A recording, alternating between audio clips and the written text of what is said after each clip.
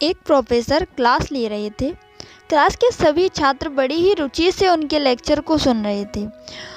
उनके पूछे गए सवालों के जवाब दे रहे थे, लेकिन उन छात्रों के बीच कक्षा में एक छात्र ऐसा भी था जो चुपचाप और गुमसुम बैठा था। प्रोफेसर ने पहले ही दिन उस छात्र को नोटिस कर लिया, लेकिन कुछ नहीं बोले।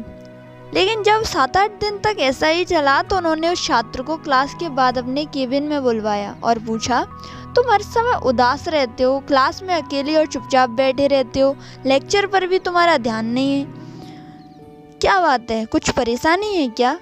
सर, वो छात्र कुछ हिचकते हुए बोला, मेरे अतीत में ऐसा कुछ हुआ है जिसकी वजह से मैं परेशान रहता हूँ, समझ नहीं आता क्या करूँ।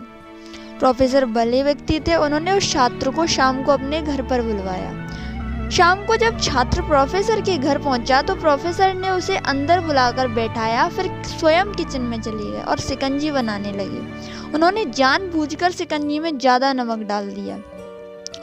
फिर किचन से बाहर आकर शिकंजी का गिलास छात्र को देकर कहा, ये लो शिकंजी पियो।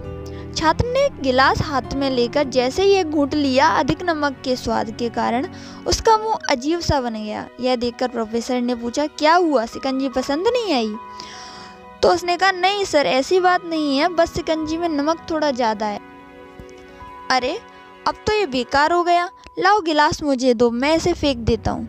प्रोफेसर ने छात्र से गिलास लेने के लिए अपना हाथ बढ़ाया, लेकिन छात्र ने मना कर दिया और कहा, नहीं सर, बस नमक ही तो ज़्यादा है, थोड़ी चीनी और मिलाएंगे तो स्वाद ठीक हो जाएगा।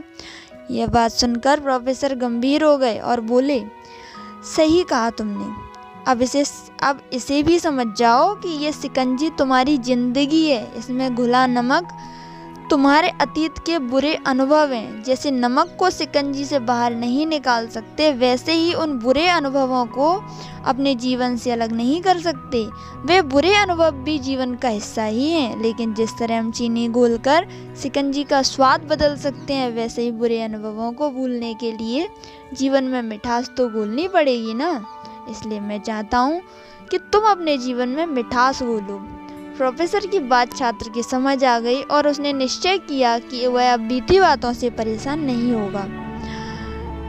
जीवन में अक्सर हम अतीत की बुरी यादों और अनुभवों को याद कर दुखी होते रहते हैं। इस तरह हम अपने वर्तमान पर ध्यान नहीं दे पाते और कहीं न कहीं अपना भविष्य बिगाड़ लेते हैं। जो हो चुका उसे सुधारा नहीं जा सकता, लेकिन कम से कम उसे भुलाया तो जा सकता है, और उन्हें भुलाने के लिए नई मीठी यादें हमें आज बनानी होंगी। जीवन में मीठे और खुशनुमा लम्हों को लाइए, तभी तो जीवन में मिठास आएगी।